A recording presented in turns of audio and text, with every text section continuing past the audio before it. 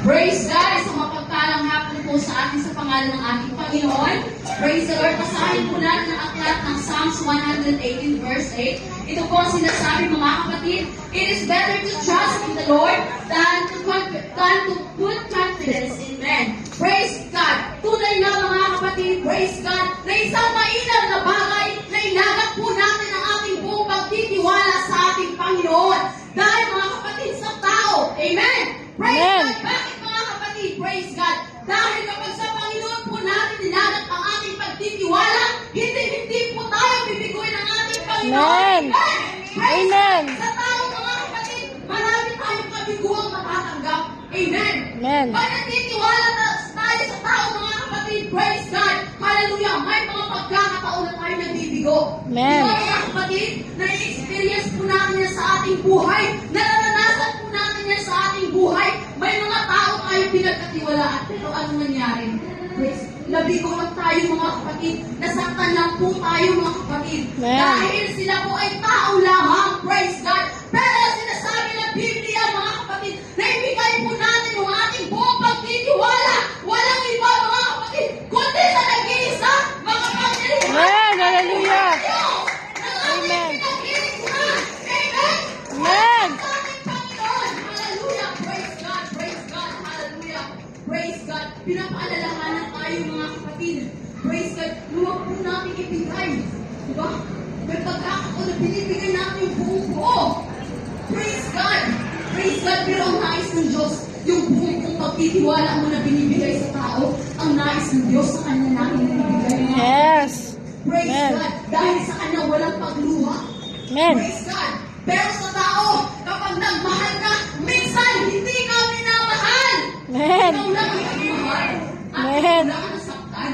O Amen. mga kapatid, pero kapag ang pagmamahal na yan, ibibigay mo sa ating Panginoon. Hallelujah! Ang Diyos ay 100% Yes! nagmamahal sa Amen. tunay. Amen! Amen. God is love. Amen! Praise God! Tunay na ang Diyos natin ay pag-ibig. Amen! Amen! Praise God! Kaya may binigay na kanyang bugtong na anak. Bakit? Dahil mahal po tayo ng ating Panginoon. Yes. Dahil tayo kaibig ng ating Panginoon. Ang tao ba, kaya bang magpakamatayan para sa'yo? Di ba hindi?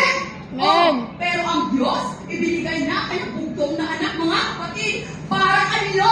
Para sa'yo, para sa akin, at para sa ating lahat. Amen. Praise God! Diba? Ano man ito mapagtahan? Ganon tayo kaibig ng ating Panginoong Jesus. Kaya ayaw niya mga kapatid, yung pagtitiwala mo, sasayangin mo lang sa tao.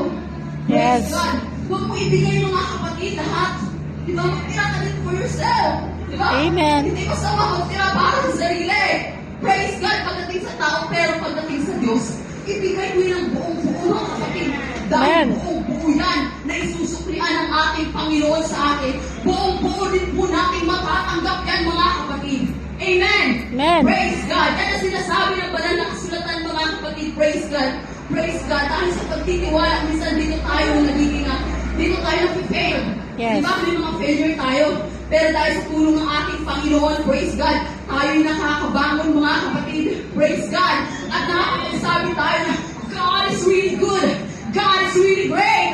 And God is greatly to be praised. Amen. Praise God. Minsan pa, purihin natin. Palakpakan natin ang ating Panginoon.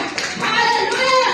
Praise God, praise God, praise God. Salamat sa ating Panginoon sa kanyang salita sa hapon ito na kung saan muli nagpaalala sa ating mga kapatid.